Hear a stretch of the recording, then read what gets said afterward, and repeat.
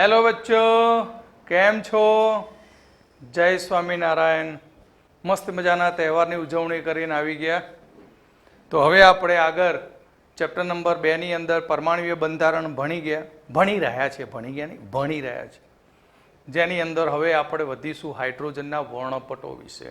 છેલ્લે વર્ણપટો બધા જોયા, સતત વર્ણપટ, અવશોષણ વર્ણપટ અને ઉત્સર્જન વર્ણપટ. હવે જે આપણે શીખવાનું છે એ આ ચોપડીની અંદર એનસીઆરટીની અંદર સૌથી અગત્યનો ટોપિક, વેરી મોસ્ટ આઈએમપી. થિયરીમાં પૂછવાની શક્યતા ઓછી હોય, કોઈક મગજ વગરના પ્રાણીઓ હોય તો થિયરીમાં આવડો મોટો ક્વેશ્ચન મૂકી દે, પણ એની અંદર જે મટીરિયલ છે, જે દરેક મુદ્દાઓ આપેલા છે, એ બધા જ મુદ્દાનો ડીપમાં અભ્યાસ કરવાનો છે. કારણ કે નિલ્સ બોરના હાઇડ્રોજન પરમાણુ નમૂના વિશે ભણવાનું છે. એની અંદરથી ઘણા બધા એમસીક્યુ બને, ઘણી બધી શોર્ટ ટ્રીકો બને. જેમને નિલ્સ બોરનો પરમાણુ નમૂનો ભણ્યો હશે તો એનસીઆરટીની અંદર કોઈ એવા સૂત્રો ડીપમાં નથી આપ્યા, શોર્ટ ટ્રીકો નથી આપી. પણ તમે જો નીટના કે જી મેઇનના બરાબર એડવાન્સના પેપરો જુઓ તો હાઇડ્રોજનના બોર નમૂનામાંથી એમસીક્યુ મેક્સિમમ પૂછાયેલા છે. માટે આ ટોપિક આપણા માટે ખૂબ જ અગત્યનો બને છે. તો નિલ્સ બોરનો હાઇડ્રોજન પરમાણુ વર્ણપટ ભણતા પહેલા આપણે હાઇડ્રોજનનો રેખા વર્ણપટ ભણીશું. હાઇડ્રોજનનો શું ભણીશું? રેખા વર્ણપટ. હિન્દી ફિલ્મમાં રેખા વર્ણપટ હતો, ઘણા બધા પટ લપટી ગયા હતા. અમિતાભ બચ્ચનથી માંડીને છેક સુધી મુકેશ કુમાર સુધી બધા ઘણા બધા. પણ એ રેખાવાળો પટ્ટ નથી, આ હાઇડ્રોજનની રેખાનો પટ્ટ છે. તો હાઇડ્રોજનનો રેખા વર્ણપટ કેવી રીતે મળે? જેમ ઘરની અંદર આપણે ટ્યુબલાઇટ હતી, જૂના જમાનાની મોટો દોડિયો, જાડો પડદા જેવો, એ દાંડિયાની અંદર અથવા એ ટ્યુબની અંદર સફેદ વાયુ ભરેલો હોય છે. એની જગ્યાએ આપણે ભરવાનો હાઇડ્રોજન વાયુ નીચા દબાણે. અને એ હાઇડ્રોજન વાયુ ભર્યા પછી એની વિદ્યુત વિભાર નળી કહેવાય. એ વિદ્યુત વિભાર નળીમાં હાઇડ્રોજન વાયુ ભરી તેની ઉપર ઊંચા વોલ્ટેજનો ડીસી પ્રવાહ દાખલ કરવામાં આવે છે. આપણે ઘરમાં ડીસી વાપરીએ, મોબાઈલના ચાર્જિંગની અંદર એસી વપરાય, અલ્ટરનેટિંગ કરંટ, બરાબર. ડાયરેક્ટ પ્રવાહ પસાર કરીએ એટલે હાઇડ્રોજન વાયુ છે અને વાયુ H2 અણુ સ્વરૂપે હોય. તો આ H2 અણુ સૌથી પહેલા થોડીક ઉર્જા મેળવશે, વિદ્યુત ઉર્જા, અને એમાં H બોન્ડ H છે ને વચ્ચેની જે બંધ છે એ બંધને તોડી નાખશે અને તોડીને ત્યાંથી H પરમાણુ મુક્ત કરશે. H2 અણુનું વિયોજનથી શું મળશે? H પરમાણુ. અને આ H પરમાણુ જ હવે એની કલાકારી શરૂ કરે.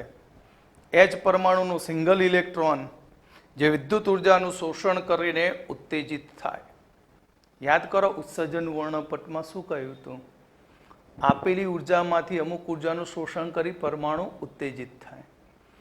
ઉત્તેજિત અવસ્થા કેવી હોય? અસ્થાયી હોય, લાંબા સમય સુધી ટકે નહીં. આપણે ઘેર ભણવા ના બેઠા હોય અને બાપા એને પૂછે કેટલું તૈયાર કર્યું, શું કર્યું, અને બાપાનો પિતો છટકે તો ધેડ દઈને એક ચોડી દે.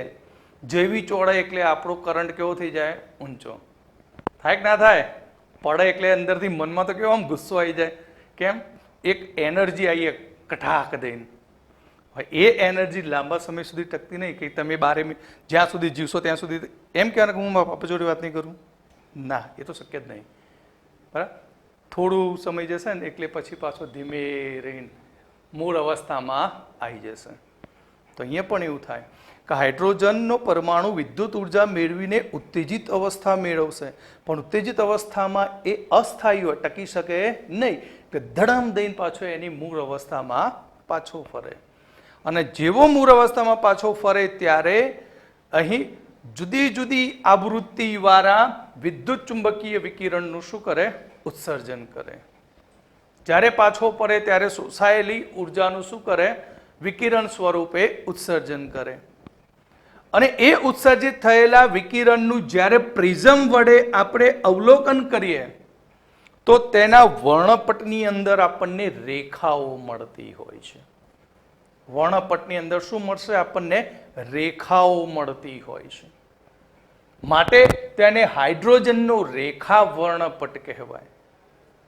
એટલે અહીં રેખાની અંદર આપણને હાઇડ્રોજન વર્ણપટની રેખામાં જુદી જુદી આવૃત્તિ વાળા વિદ્યુત ચુંબકીય વિકિરણોનું ઉત્સર્જન થાય.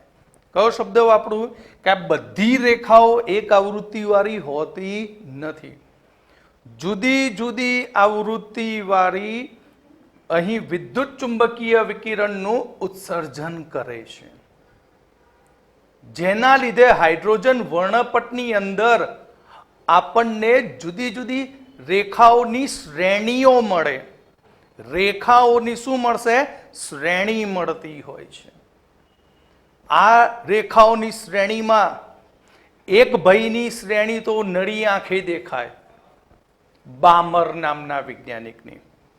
બામર નામના વૈજ્ઞાનિકે હાઇડ્રોજન પરમાણુના રેખા વર્ણપટનો અભ્યાસ કરતા હતા ત્યારે તેમને જે રેખાઓ જોવા મળી એ રેખાઓ તેમને દ્રશ્યમાન વર્ણપટમાં જોવા મળી. એ તો આપણે ખબર, વિઝિબલ જોઈ શકીએ. તો બામરે વર્ણપટની રેખાની સંખ્યા, વર્ણપટની અંદર એને જે વર્ણપટ જોઈ, રેખાઓ જોઈ, તો એ વર્ણપટની અંદર એને કેટલી રેખાઓ જોઈ તે રેખાની તરંગ સંખ્યા માટે સૂત્ર લખ્યું હતું આ રીતે કે બામરની વર્ણપટની રેખાની તરંગ સંખ્યા ન્યુ બાર બરાબર 1,09,677 into 1/2 square minus 1/n square semi inverse.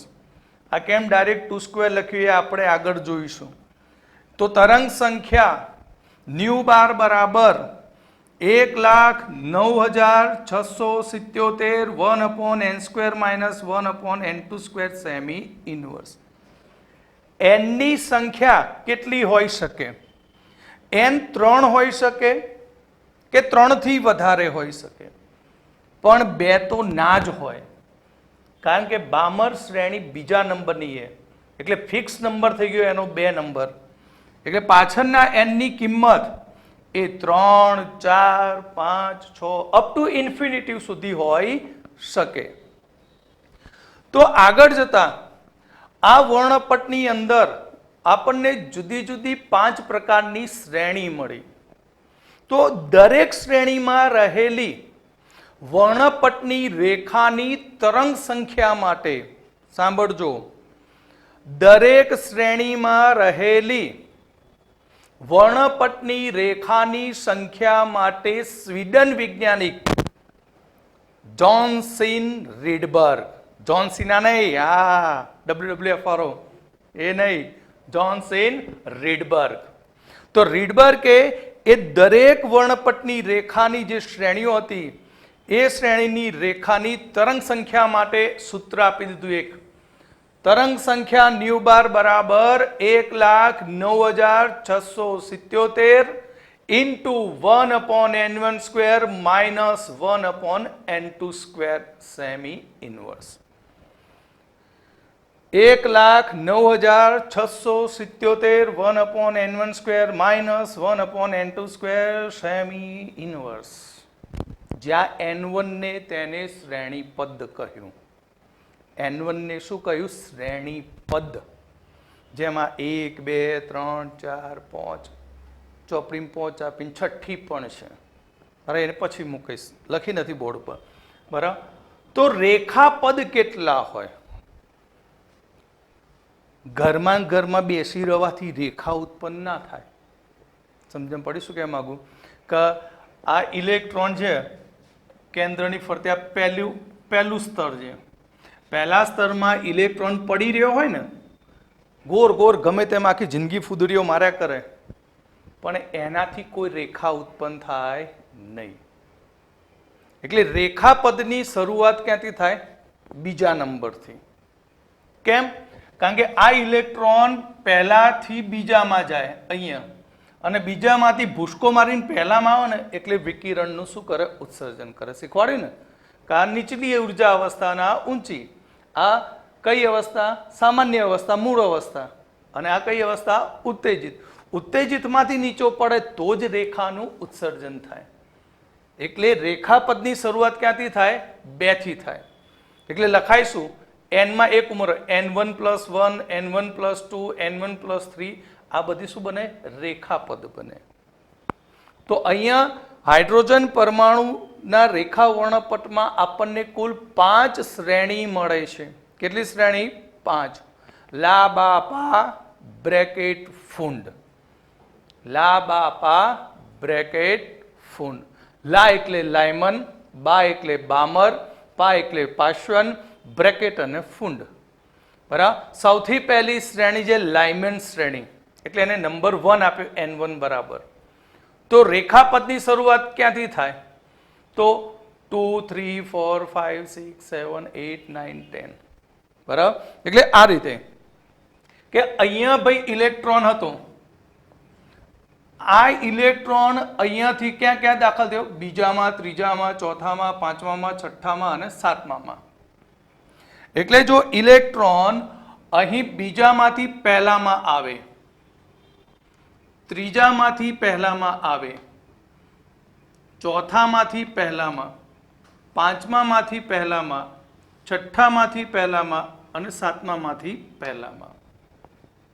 તો અહીંયા 1, 2, 3, 4, 5, 6 આ રીતે n બરાબર 1 માં જુદા જુદા સ્તરોમાંથી ઇલેક્ટ્રોન, બરાબર, એટલે 2 માંથી 1, 3 માંથી 1, 4 માંથી 1, 5 માંથી 1, 6 માંથી 1, 7 માંથી બધા 1 માં જ આવે પાછા. ત્યારે જે શ્રેણી ઉત્સર્જિત થાય તેને લાયમેન શ્રેણી કહેવામાં આવે છે. અને આ લાયમન શ્રેણી આપણે નળી આંખે જોઈ શકતા નથી, કારણ કે આ લાયમન શ્રેણી આપણને પાર જાંબલી વિસ્તારમાં જોવા મળે છે. કયા વિસ્તારમાં? પાર જાંબલી વિસ્તારમાં. ત્યાર પછી બામર નામના વૈજ્ઞાનિક આવ્યા. બામરે કીધું ચલો લાયમને પહેલો નંબર તો રોકી લીધો, આપણે સંક્રમણ ક્યાંથી જોઈએ? પહેલું સ્ટેજ કયું? 2 નંબર. 2 નંબરમાં ઇલેક્ટ્રોન ક્યાંથી પાછો પડે? 3 માંથી આવે, 4 માંથી આવે, 5 માંથી આવે, 6 માંથી આવે. એટલે અહીંયા આપણું આ n બરાબર 1 છે, તો હવે ઇલેક્ટ્રોન ક્યાંથી આવશે? તો 3 માંથી 2 માં આવે, 4 માંથી 2 માં, 5 માંથી 2 માં, 6 માંથી 2 માં અને 7 માંથી 2 માં આવે પાછો. ત્યારે કઈ શ્રેણી ઉત્સર્જિત થાય? બામર શ્રેણી. કઈ શ્રેણીની રેખા ઉત્સર્જિત થાય? બામર શ્રેણીની રેખાઓ. અને એ આપણને દ્રશ્યમાન વિસ્તારમાં જોવા મળે. એટલે આની રેખાઓ આપણે નળી આંખે જોઈ શકીએ છીએ. પણ જો ઇલેક્ટ્રોન હવે જો 4 માંથી 3 માં આવે, ક્યાં આવે? 4 માંથી 3 માં, 5 માંથી 3 માં, 6 માંથી 3 માં અને 7 માંથી 3 માં આવે, તો ત્યાં આપણને પાષાણ શ્રેણીની રેખાઓ મળે. કઈ શ્રેણી? પાષાણ. જે આપણને ઇન્ફ્રારેડ વિસ્તારમાં જોવા મળે, પાર રક્ત વિસ્તારમાં જોવા મળે. ક્લિયર?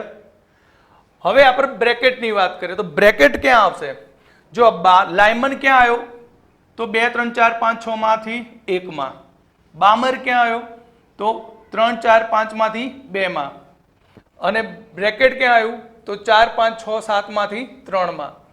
હવે જો ઇલેક્ટ્રોન અહીંયા આવે 5 માંથી 4 માં, 6 માંથી 4 માં અને 7 માંથી 4 માં, તો આને કહેવામાં આવશે કઈ શ્રેણી? તો અહીંયા લખીએ બ્રેકેટ શ્રેણી. કઈ શ્રેણી? બ્રેકેટ શ્રેણી. ક્લિયર? તો આ બ્રેકેટ શ્રેણી આપણને IR વિસ્તારમાં જોવા મળે. કયા વિસ્તારમાં? IR, ઇન્ફ્રારેડમાં. પછી ધારો અહીંયા આવશે 4 આવી ગયું, 6 માંથી 5 અને 7 માંથી 5 આવે, તો અહીંયા જે શ્રેણી ઉત્સર્જિત થાય તેને કહેવામાં આવશે ફુંડ શ્રેણી.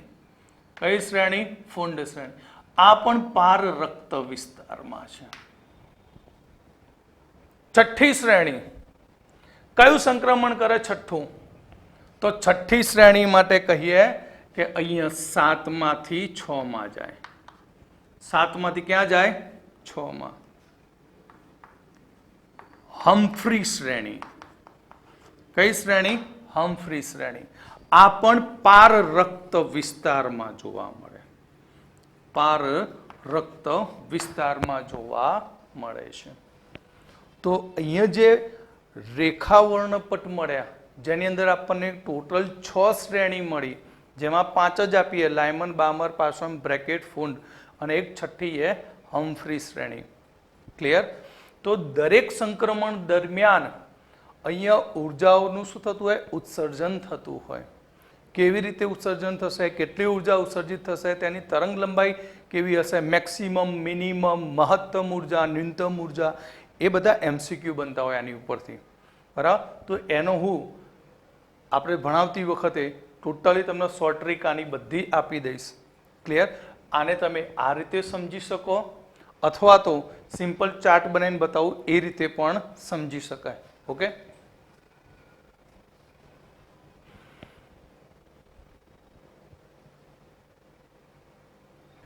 જો આપણે પેલા જે સર્કલ પરથી સમજ્યા હતા એ જ વસ્તુ આપણે આ રીતે, કેન્દ્રની ફરતે સૌથી નજીકમાં N1 કક્ષા હોય, N બરાબર 1 હોય, 2 હોય, પછી 3, 4, 5, 6, 7, એમ ઇલેક્ટ્રોન જે સેન્ટર હતું, કેન્દ્રથી પહેલું, બીજું, ત્રીજું, એમ ઇલેક્ટ્રોન કેન્દ્રથી કેવો જતો જશે? દૂર દૂર જતો જશે.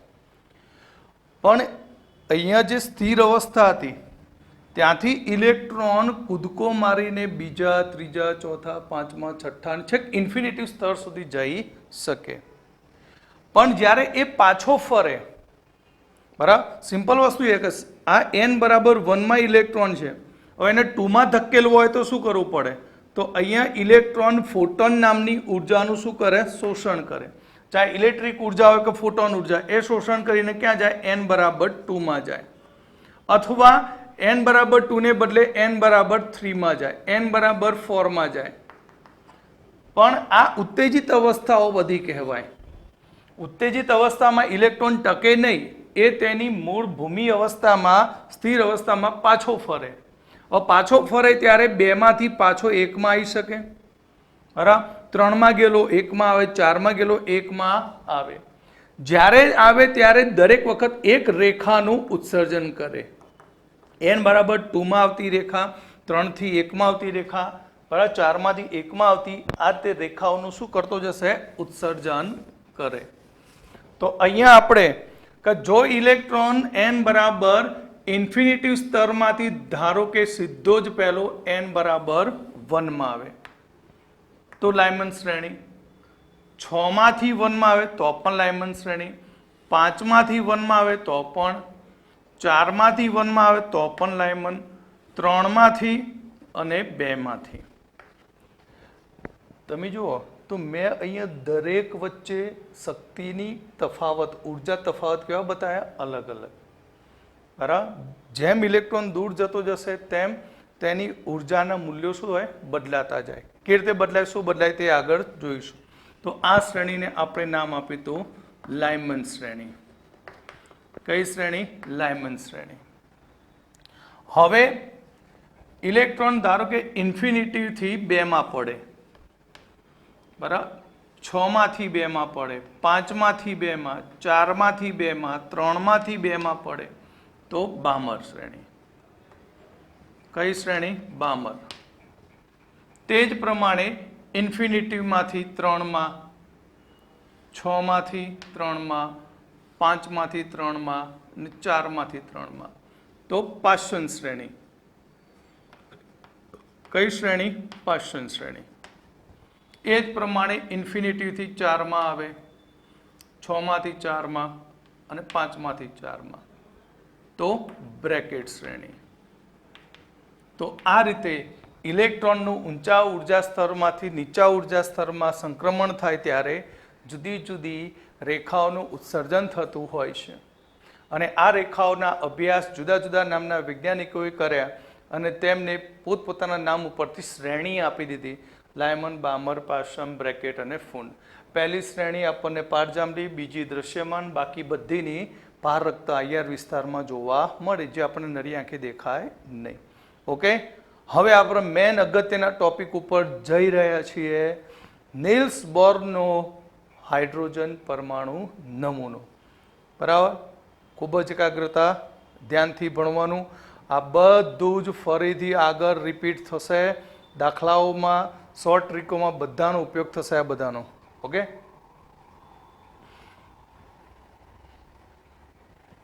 તો હવે આપણે આગળ નવો ટોપિક જોઈએ. હાઇડ્રોજન પરમાણુ માટેનો નીલ્સ બોરનો નમૂનો.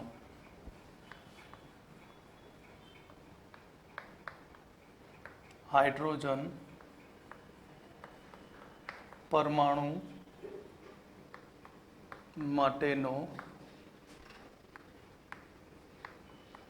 નીલ્સ બોહર નો નમૂનો.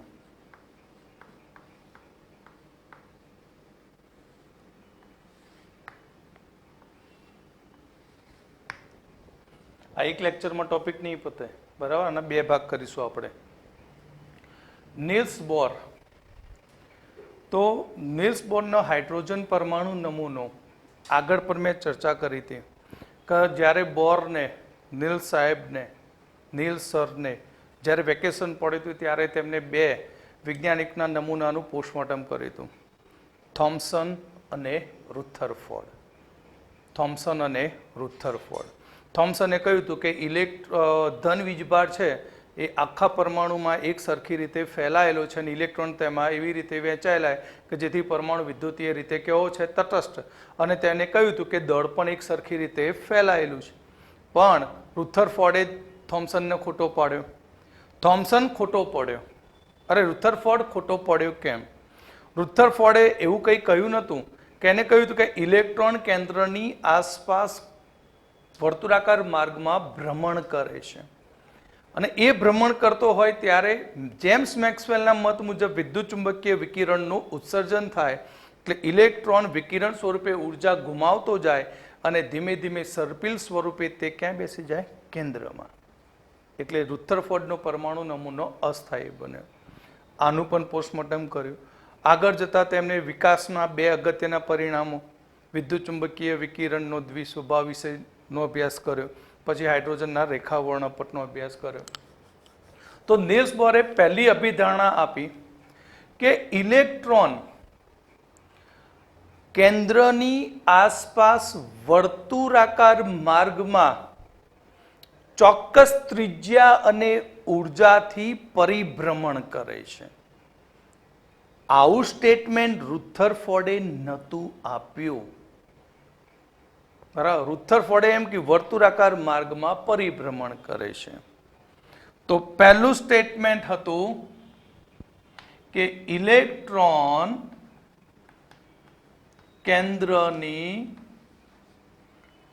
આસપાસ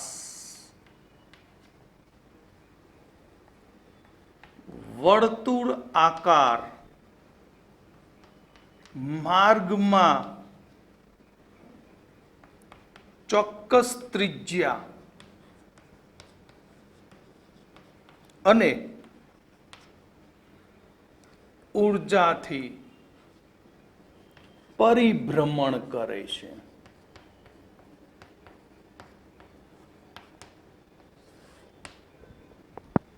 એટલે આ કેન્દ્ર છે, કેન્દ્રની ફરતે ઇલેક્ટ્રોન એ વર્તુળાકાર માર્ગમાં ચોક્કસ ત્રિજ્યા રાખીને તે સતત શું કરે? પરિભ્રમણ કરે છે. ઇલેક્ટ્રોનના આ પરિભ્રમણ માર્ગને તેને કહ્યું કક્ષા, અથવા તેને નામ આપ્યું સ્થિર કક્ષા, અથવા તેને કહ્યું સ્થિર અવસ્થા.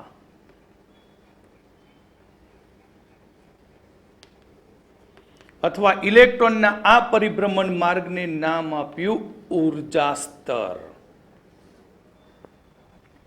તો પહેલી અભિધારણા, ઇલેક્ટ્રોન કેન્દ્રની આસપાસ વર્તુળાકાર માર્ગમાં ચોક્કસ ત્રિજ્યા રાખીને વર્તુળાકાર માર્ગમાં તે પરિભ્રમણ કરે છે. પાછું કહ્યું કે અહીંયા પરિભ્રમણ કરે છે, પણ સતત એની કક્ષામાં ગોળ ગોળ ફરવા છતાં પણ, વર્તુળાકાર માર્ગમાં ભ્રમણ કરવા છતાં પણ આ ઇલેક્ટ્રોન ઉર્જાનું શોષણ કે ઉત્સર્જન કરી શકતો નથી. શું કહ્યું કે આ પરિભ્રમણ માર્ગમાં ઇલેક્ટ્રોન સતત ભ્રમણ કરતો હોવા છતાં તે ઉર્જાનું શોષણ કે ઉત્સર્જન કરતો નથી. એની ઉર્જા કેવી છે? ચોક્કસ છે. તો આવા પરિભ્રમણ માર્ગને બોહરે કહ્યું કક્ષા, સ્થિર કક્ષા, સ્થિર અવસ્થા, અથવા તેને નામ આપ્યું ઉર્જા સ્તર કહેવામાં આવે છે. ક્લિયર? બીજી અભિધારણામાં એને કહ્યું કે અહીં આ આપણું કેન્દ્ર છે, આ પહેલી સ્થિર કક્ષા. કઈ સ્થિર કક્ષા? પહેલી સ્થિર કક્ષા.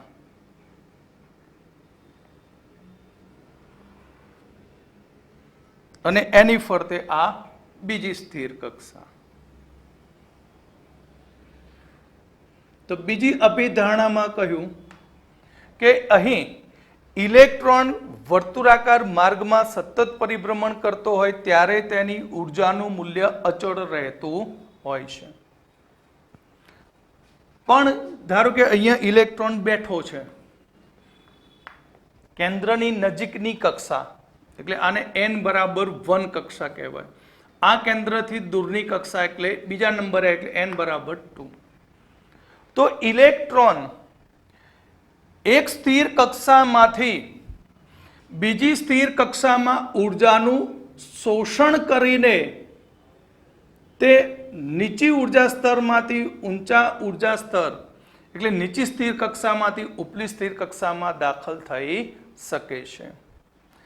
કઈ ઘટના કરીને? અવશોષણ કરીને.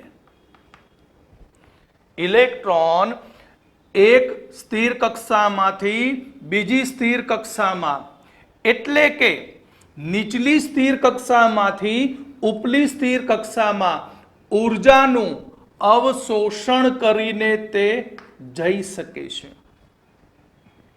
જે રીતે ઇલેક્ટ્રોન ઉર્જાનું અવશોષણ કરીને નીચલા સ્તરમાંથી ઉપલા સ્તરમાં જઈ શકે છે, તે જ રીતે ઇલેક્ટ્રોન અહીં ઉપલા સ્તરમાંથી નીચલા સ્તરમાં ઉર્જાનું ઉત્સર્જન કરીને પાછો ફરી શકે છે. શું કરીને? ઉત્સર્જન કરીને.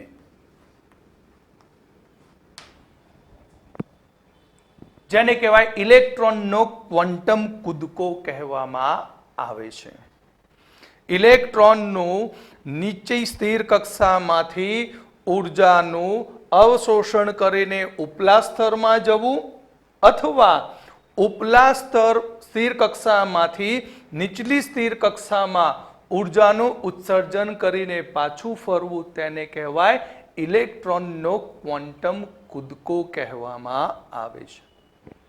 તો ઇલેક્ટ્રોન જ્યારે ક્વોન્ટમ કૂદકા મારે ત્યારે ઉર્જાનો શું થાય? તફાવત થાય. ઉર્જાનો શું જોવા મળે? આપણને તફાવત જોવા મળે, અને એ સતતપણે હોતો નથી. તો ત્રીજી અભિધારણામાં એવું કહ્યું કે આ ઇલેક્ટ્રોનના બે ઉર્જા સ્તરો છે, અથવા બે સ્થિર કક્ષાઓ. આ n=1 સ્થિર કક્ષા, n=2 સ્થિર કક્ષા. n=1 ની ઉર્જા E1 છે, n=2 ની ઉર્જા E2 છે.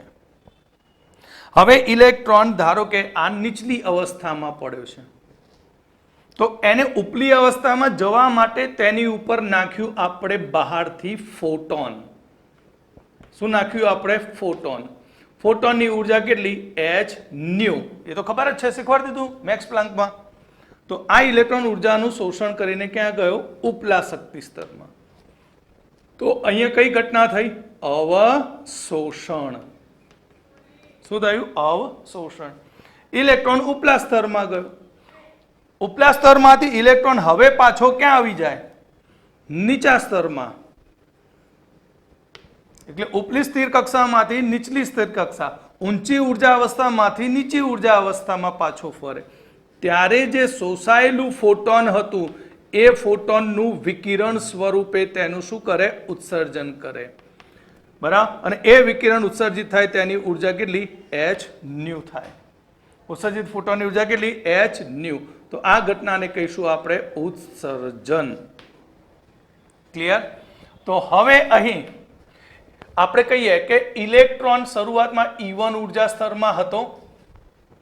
E1 ઉર્જા સ્તરમાં h ન્યુ જેટલી ઉર્જાનું શોષણ કરી અને તે ગયો E2 ઉર્જા સ્તરમાં અવશોષણ કરીને E2 ઉર્જા અવસ્થામાં ગયો. હવે E2 માંથી પાછો ક્યાં આવે? E1 માં. તો E2 માંથી E1 એટલે મેળવેલી ફોટોન બહાર ફેંકી દીધું અને તે આવી ગયો E1 માં. તો આને કહીશું આપણે ઉત્સર્જન. અથવા અહીંયા લખો પ્લસ E તો પણ ચાલે. ચલો અહીંયા નહીં લખવું, કોઈકને પ્રોબ્લેમ હોય તો h ન્યુ ઉત્સર્જન કર્યું. તો મેળવેલી ગુમાવેલી ઉર્જા તો કેવી રહી? સરખી જ. પણ બંને વચ્ચે ઉર્જાનો શું થયો? તફાવત. તો ફોટોન h ન્યુ બરાબર ડેલ્ટા E બરાબર E2 માઇનસ E1. માટે ઉત્સર્જિત ફોટોનની આવૃત્તિ કેટલી? તો આવૃત્તિ ન્યુ બરાબર ઉર્જાનો તફાવત ભાગ્યા h, પ્લાન્ક અચળાંક, E2 minus E1 upon h. જ્યાં આ જે ન્યુ છે એ ન્યુને કહેવામાં આવશે બોહર આવૃત્તિ. કારણ કે બોહરના નિયમનો અભ્યાસ કરીએ આપણે, તો બોહર આવૃત્તિ કહીશું. અને આ ફક્ત કોના માટે છે? હાઇડ્રોજન માટે.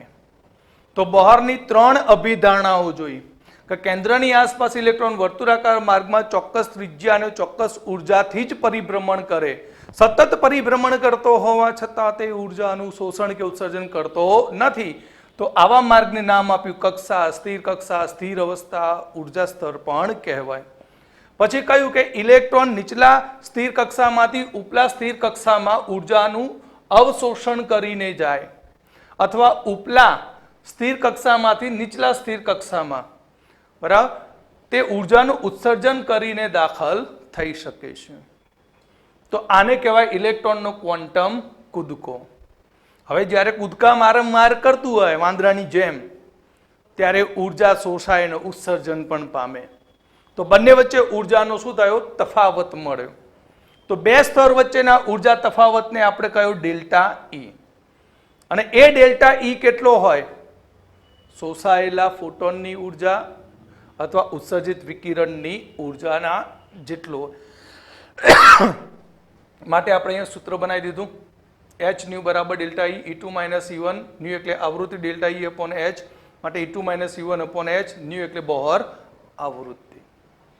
હવે આપણે ચોથી અભિધારણા જોઈશું.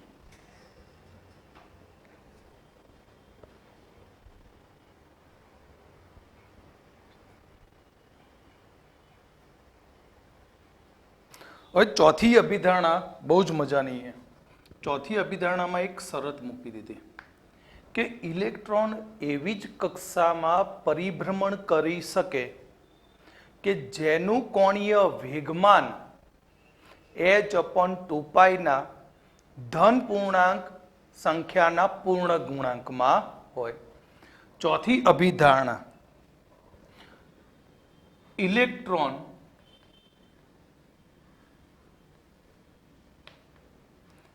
એવી જ કક્ષામાં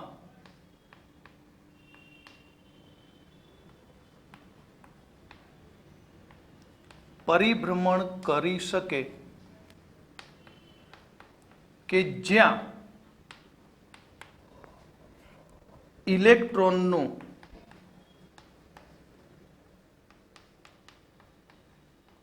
કોણીય વેગમાન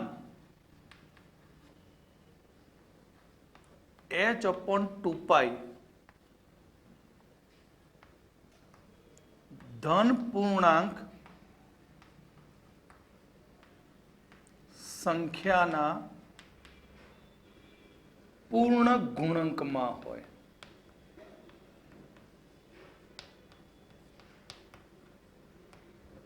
આવી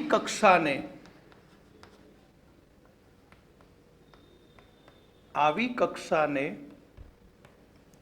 માન્ય કક્ષા કહે છે. આવી કક્ષાને શું નામ આપ્યું? માન્ય કક્ષા. તો પહેલું તો ઇલેક્ટ્રોનનું કોણીય વેગમાન કેટલું થાય? તો આ કેન્દ્રની ફરતે આ ઇલેક્ટ્રોન શું કરે? ભ્રમણ કરે. આ તેનું ઇલેક્ટ્રોનનું કેન્દ્રથી અંતર r, આ એનો વેગ v અને ઇલેક્ટ્રોનનું દળ m e. તો કોણીય વેગમાન ઇલેક્ટ્રોનનું કેટલું થાય? તો ઇલેક્ટ્રોનનું કોણીય વેગમાન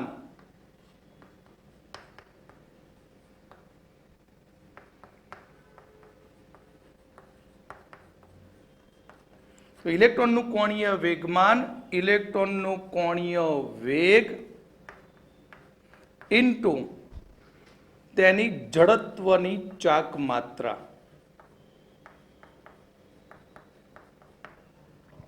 તો કોણીય વેગમાન થાય v/r અને જડત્વની ચાક માત્રા m/e/r².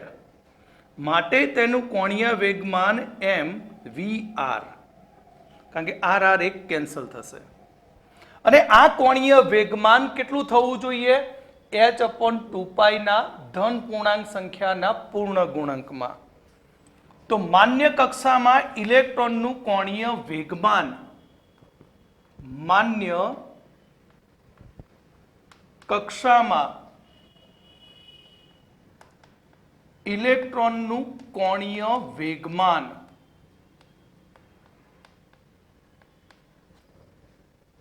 કેટલું થશે? તો m/e/v/r બરાબર nh/2π. m/v/r nh/2π. આ થયું માન્ય કક્ષામાં ભ્રમણ કરતા ઇલેક્ટ્રોનનું કોણીય વેગમાન. જ્યાં me એટલે ઇલેક્ટ્રોનનું દળ છે, v ઇલેક્ટ્રોનનો વેગ છે, r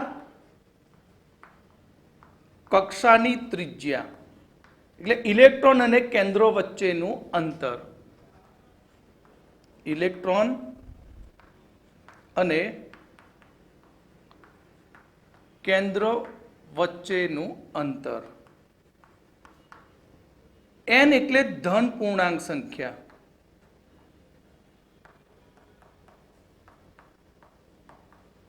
ધન પૂર્ણાંક સંખ્યા અથવા એને કહીશું કક્ષા ક્રમાંક. h એટલે પ્લાન્ક અચળાંક.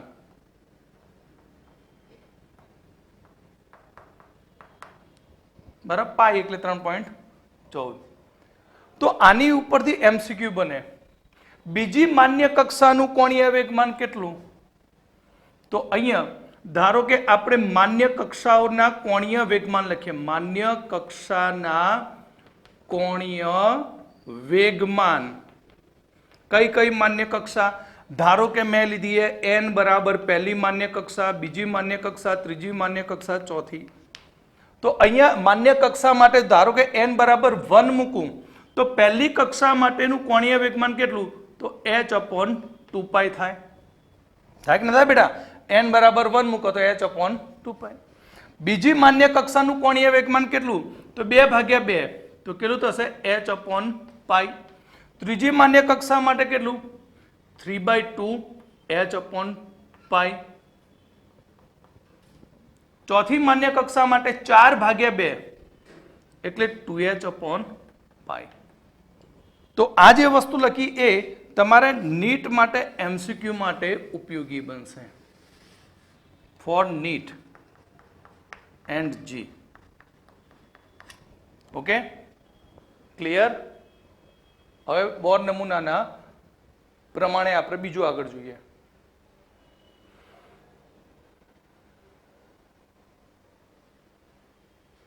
તો આપણે બોર નમૂના પ્રમાણે બોહર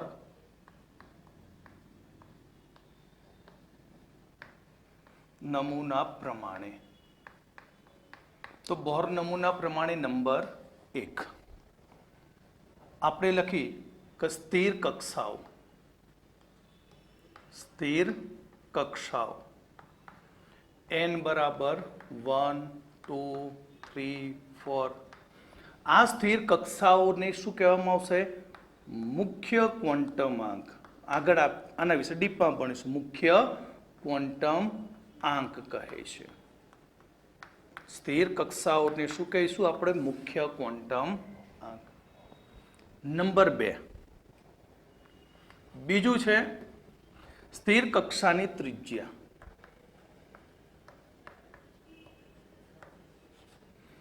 તો સ્થિર કક્ષાની ત્રિજ્યા કેટલી? તો r n બરાબર n સ્ક્વેર a0 છે, જ્યાં n એટલે કે સ્થિર કક્ષા ક્રમાંક અથવા હમણાં કહી દીધું શું? મુખ્ય ક્વોન્ટમ આંક. સ્થિર કક્ષા એની કિંમત 0.529 અથવા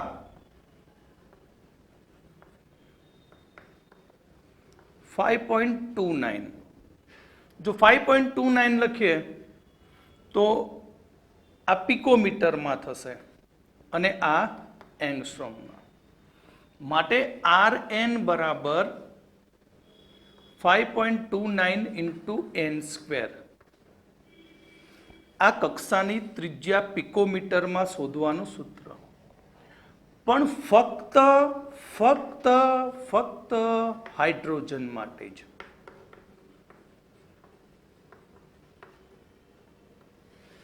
ફક્ત શું છે? હાઇડ્રોજન માટે.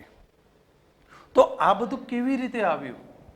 ધ્યાન રાખો, હોવાથી ખાસ અગત્યનું ટોપિક શરૂ થયો કે ઇલેક્ટ્રોન અને કેન્દ્ર, ઇલેક્ટ્રોન કેન્દ્ર વચ્ચે શું હોય? કુલંબિક આકર્ષણ બળ.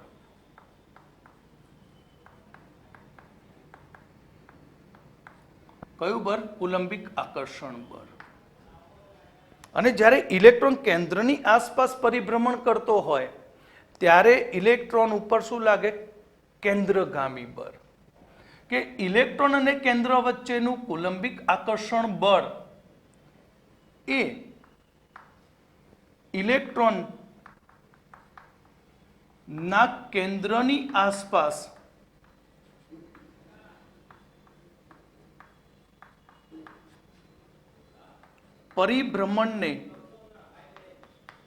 પરિભ્રમણને લીધે લાગતા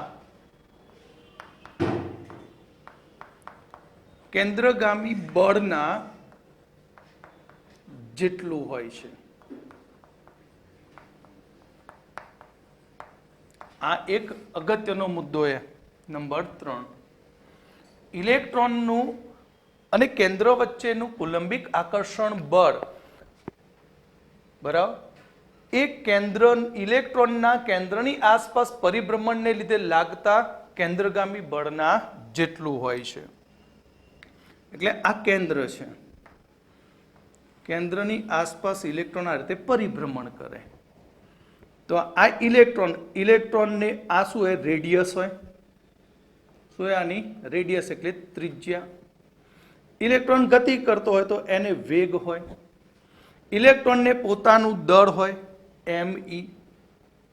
નહીં લખે તો પણ ચાલશે. તો તમે જાણો છો કે કુલંબિક ઇલેક્ટ્રોન કેન્દ્ર વચ્ચે શું હોય? આકર્ષણ બળ. ઇલેક્ટ્રોન કેન્દ્ર વચ્ચે શું હશે? આકર્ષણ બળ. તો કુલંબિક આકર્ષણ બળ કેટલું? શીખી ગયા? યાદ કરો. કુલંબિક આકર્ષણ બળ F ઇઝ ઇક્વલ ટુ, યાદ કરાવું, મર્યાદા Rutherford, K Q1 Q2 upon R square. કેન્દ્રગામી બળ કેટલું? તો કેન્દ્રગામી બળ F બરાબર force mv square upon R થાય. તો Q1 અને Q2 કેટલા લેશો? ધારો કે જુઓ Q1 એટલે ઇલેક્ટ્રોનનો વીજભાર, તો એનો વીજભાર કેટલો? E. Q2 એટલે કેન્દ્રનો વીજભાર. ભાઈ કેન્દ્રનો વીજભાર તો બદલાતો રહે. કેમ?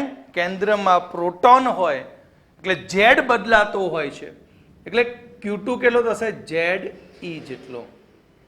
કેટલો વીજભાર થાય એનો? ZE અને ઇલેક્ટ્રોનનો E. હવે આ બંને કિંમતો અહીંયા મૂકી દો તો સૂત્ર શું બનશે? તો સૂત્ર બનશે કે Q1 એટલે E, Q2 એટલે ZE upon R square. Okay, તો બંને બળ કેવા કીધા? સરખા. બંને બળ સરખા માટે આપણે આના પરથી લખીએ કે K Z E square upon R square બરાબર M V square upon R. તો જુઓ અહીંયા R એક કેન્સલ થયો, રહ્યો ફક્ત એક R. તો વેગ કેટલો થાય? તો V સ્ક્વેર બરાબર શું લખીશું? V સ્ક્વેર, તો આ પદ સામે જતું રહે, તો K Z E square upon M R. Clear? સમજણ પડી? V સ્ક્વેર ને સૂત્રનો કરતા બનાવે તો M ક્યાં જતો રહે? છેદમાં. તો આ થયો V સ્ક્વેર. આપણા જોડે કોણીય વેગમાનનું સૂત્ર છે, યાદ છે? કોણીય વેગમાન શું હતું સૂત્ર? mv r is equal to nh upon 2 બંને બાજુ વર્ગ કરી દઉં તો m square v square r square બરાબર n square h square upon 2 હવે આ v સ્ક્વેરની કિંમત આ સૂત્રમાં મૂકી દઉં તો v સ્ક્વેરની કિંમત મૂકી દઈએ તો શું બનશે? m સ્ક્વેર, v સ્ક્વેરની કિંમત k z e square upon m r into r square is equal to n square h square upon 2 તો જુઓ એક m કેન્સલ, m વધ્યો, એક r કેન્સલ, એક r વધ્યો. તો ત્રિજ્યાનું સૂત્ર શું બની જાય? r ના સૂત્રનો કરતા બનાવી દઈએ તો r બરાબર ત્રિજ્યા r બરાબર શું થશે? n સ્ક્વેર h સ્ક્વેર, બધું અંશમાં, જો નીચે તો બધું નીકળી ગયું, રહ્યો શું? m k z e square. દેખાય ને? શું રહ્યું? m k z e square, નીચે છેદમાં. તો અહીંયા 2 k z m e square બરાબર શું રહ્યું? m k z e અને 2 ઓકે. તો આ સૂત્રની અંદર આ ત્રિજ્યાનું સૂત્ર મળ્યું ભાઈ. આ તમારું પેલું શોર્ટમાં લખ્યું છે ને, શોર્ટમાં એનું ઓરિજિનલ વર્ઝન આ છે. તમે જાણો છો ભાઈ બધાની કિંમતો બરાબર. n બદલાતો હોય, z પરમાણુ ક્રમાંક બદલાય, બીજું કશું બદલાય નહીં. h એટલે પ્લાન્ક અચળાંક, જેની કિંમત કેટલી થશે? 6.626 ગુણ્યા 10⁻³ જૂલ સેકન્ડ. પાઈની કિંમત કેટલી? 3.14. m ઇલેક્ટ્રોનનું દળ 9.1 ગુણ્યા 10⁻31 કિલોગ્રામ. E એટલે વીજભાર 1.602 ગુણ્યા 10⁻ 19 ઘાત કુલમ. કે એટલે 1/4 પાઈ એપ્સિલોન 0, જેની કિંમત ફિઝિક્સમાં 9.9 ગુણ્યા 10⁹ ન્યૂટન મીટર સ્ક્વેર પ્રતિ કુલમ સ્ક્વેર. શું અચળ જો આ સૂત્રમાં કોની કિંમતો અચળ છે? એચની કિંમત અચળ, ક્યારેય બદલાય નહીં ગમે તે પરિસ્થિતિમાં. વીજભાર બદલાય નહીં, દળ બદલાય નહીં, કે ના બદલાય, પાઈ ન બદલાય. આ બધું અચળ થઈ ગયું. માટે ત્યાં સૂત્ર લખ્યું આર, કોઈ પણ કક્ષા માટે એન બનશે શું? A0 into n²/z. પહેલું જે સૂત્ર હતું મેં અહીંયા લખ્યું, ફક્ત કોના માટે લખ્યું હતું? હાઇડ્રોજન. કેમ કે હાઇડ્રોજન માટે z બરાબર 1 છે, માટે 1 લખવાની જરૂર નથી.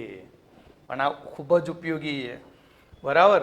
અને A0 કેવી રીતે મળશે? આ બધાની કિંમતો મૂકીને સાદું રૂપ આપી દઈએ ત્યારે Rn બરાબર આપણને કિંમત મળશે 0.529 ઇન્ટુ n²/z એંગસ્ટ્રોમ, અથવા Rn 529 ઇન્ટુ n²/z પિકોમીટર. આ બે સૂત્રો છે એ વિદ્યાર્થી મિત્રો ખાસ અગત્યના છે, બરાબર. આના વિશે હવે આપણે નેક્સ્ટ લેક્ચરમાં આ સૂત્રથી સ્ટાર્ટ કરીશું, આ થિયરી, બરાબર. અને વેરી મોસ્ટ IMP આ બધું તમારા ફિઝિક્સમાં આવે છે, બરાબર, બાર સાયન્સની અંદર. પણ મેં અહીંયા કોઈ ગોખણપટ્ટી માટે કશું કહ્યું નથી, કારણ કે દાખલા ગમે તે પ્રકારનો પૂછાય. લિથિયમની વાત કરે તો લિથિયમ માટે કક્ષાની ત્રિજ્યા શોધવાનું કે તો આ સૂત્ર મૂકો તો શું થાય? ખોટું પડી જાય, બરાબર. એ બધા દાખલા આપણે નેક્સ્ટ લેક્ચરમાં જોઈશું. ઓકે.